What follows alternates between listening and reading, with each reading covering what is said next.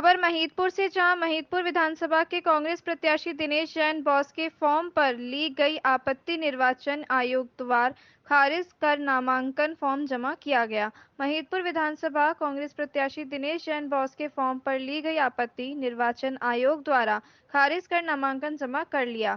महिदपुर तहसील में कांग्रेस उम्मीदवार दिनेश जैन बॉस का फॉर्म विधिवत जमा किया गया, जिसमें हजारों के तादाद में उनके समर्थक साथ में मौजूद रहे। दिनेश जैन बॉस को निर्वाचन आयोग ने योग्य उम्मीदवार के रूप में उनका नामांकन दाखिल कर लिया। उन पर लगाए गए सभी आरोपों को उचित नहीं मानते हुए लगाए गए आरोपी को खारिज कर दिया और तहसील कार्यालय से बाहर आने पर दिनेश जैन बॉस ने उनके समर्थकों और कार्यकर्ता का अभिवादन किया और विश्वास दिलाया कि आने वाले चुनाव में कांग्रेस की सरकार बन रही है और महिदपुर विधानसभा से भी कांग्रेस प्रचंड बहुमत से जीत रही है। सभी कांग्रेस कार्यकर्ता और समर्थकों अपील किया कि आने वाली 17 तारीख को अपना अमूल्य वोट कांग्रेस पार्टी को दे।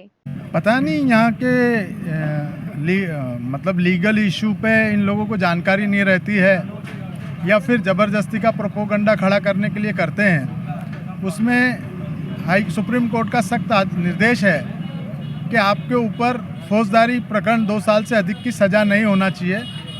इसके अलावा नॉमिनेशन फॉर्म रिजेक्ट होता ही नहीं है। और दूसरा, जब अपन एफिडेविट देते हैं उसके अंदर आप कोई जानकारी नहीं छिपाएं।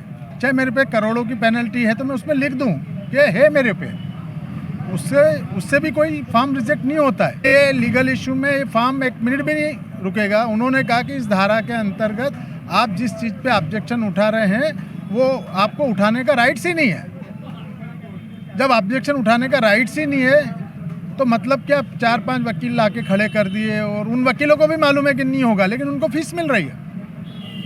ये पूरी तहसील में इसने माहौल, आप लोगों के ऊपर भी केस लगा दिए थे।